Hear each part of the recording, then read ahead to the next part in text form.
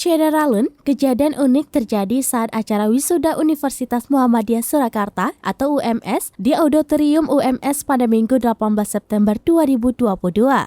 Jati Wahyu Utomo berusia 22 tahun, salah satu wisudawan memilih membawa truk saat dirinya wisuda. Dari pantauan, truk berwarna ungu itu berada di parkiran berjajar dengan kendaraan lainnya. Ditemui saat sedang berfoto di depan truk yang dibawa, Wahyu memang sengaja membawa kendaraan roda 4 tersebut.